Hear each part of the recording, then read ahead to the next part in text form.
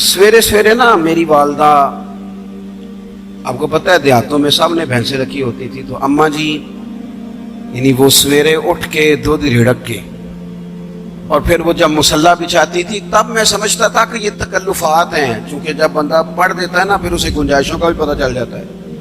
میں سمجھتا تھا یہ تکلفات ہیں کہ وہ پہلے کپڑا بچھاتی، مصلی بچھاتی، پھر پیالے میں پانی لا کے پاس رکھتی، پھر وہ جناب اس پہ پڑھنا شروع کرتی، پھر وہ ریل، اور پھر ریل کے یہ جو حافظ ہوتے ہیں نا ہمارے، یہ پھر زیادہ نہیں چومتے قرآن پاک کو، ان کے پاس ہوتا ہے نا ہر وقت، لیکن وہ پرانے بندے وہ شنیل کا غلاف، پھر اسے کھولنا، پھر اسے چومنا، پھر سینے سے لگانا، یہ ساری چیزیں ان کے پیش نظر رہتی۔ اماں جی نا وہ نماز پڑھ کے قرآن پاک کے کوئی 2-1 رکوع پڑھ کے پھر آواز دیتی، وہ تسی اجے بھی ستے ہو، میں دودھ بھی رڑک لیا، نماز بھی پڑھ لی، سبق بھی پڑھ لیا، اٹھ جاؤ نا، اب تو ٹائم تھوڑا رہ گیا نماز کا۔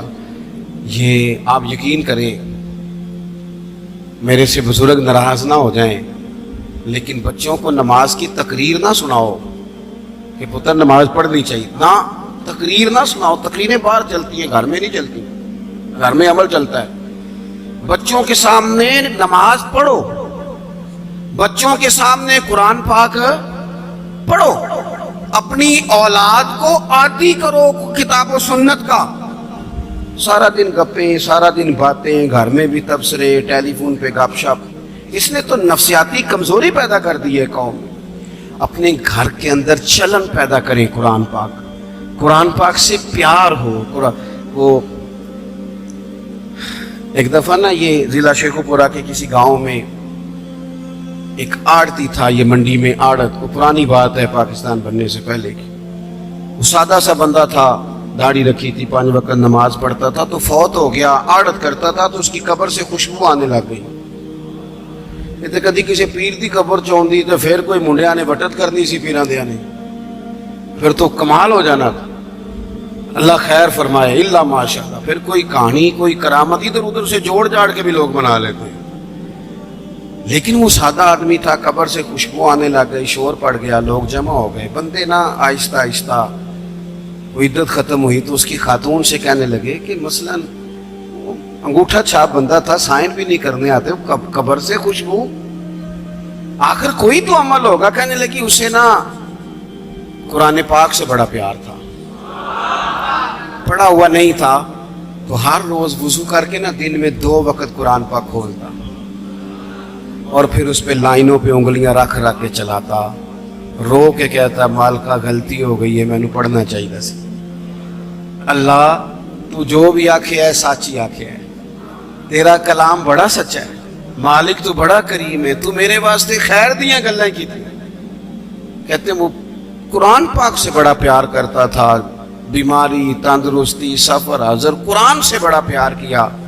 لوگ سمجھ گئے یہی تو وجہ ہے کہ قبر کی مٹی سے بھی خوشبو آ رہی ہے۔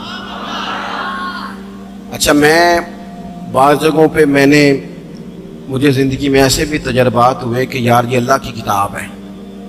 میں جہاز میں بیٹھا تھا تو موبائل پہ میں نے قرآن شریف کھول لیا، میں نے کہا چلو اتنی دیر کی فلائٹ ہے کچھ پڑھتے ہیں، تو ایک میرے دل میں بدگمانی آئی۔ کبھی کبھی پگڑی دالی والا بندہ میری طرح، اللہ معاف کرے، سمجھ لیتا ہے نا نیک بھی میں ہی ہوں، یہ بھی کبھی کبھی بدگمانی آ جاتی ہے۔ تو میں وہ تلاوت کر رہا تھا تو میرے دل میں خیال آیا یار دیکھو سارے لوگ کانوں میں ٹوٹیاں لگائی ہیں، گپیں لگا رہے ہیں، قرآن پاک پڑھ لینا چاہیے تھا۔ تو ایک نوجوان، اس نے نا بال پیچھے یہاں ربڑ ڈالی ہوئی، عورتوں کی طرح، پینٹ شرٹ بڑی ڈاڑھی اور بڑا جدید فیشن کا اس کا سٹائل۔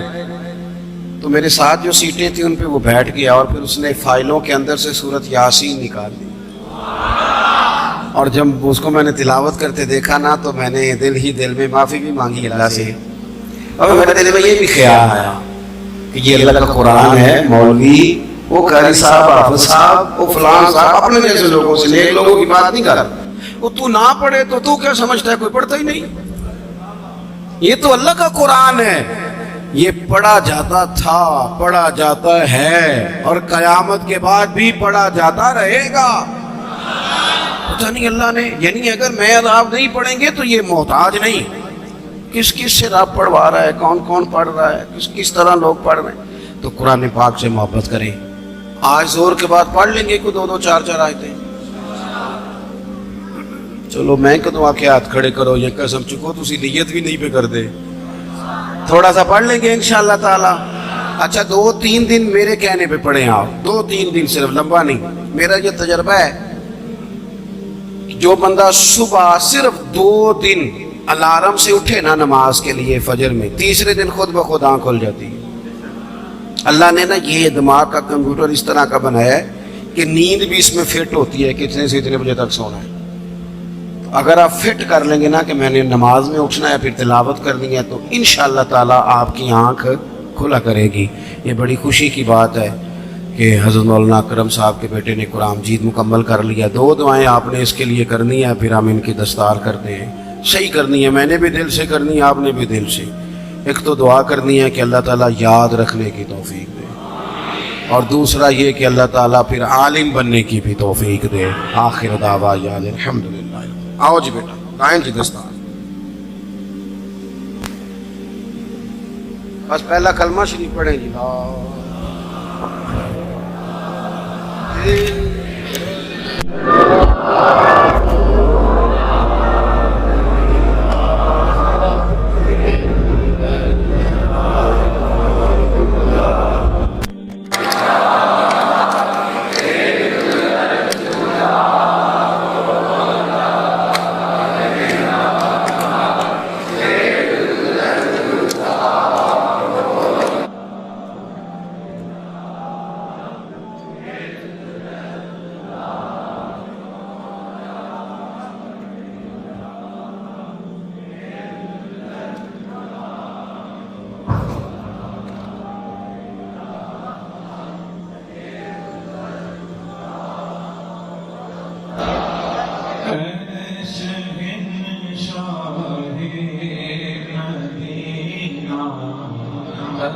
Sa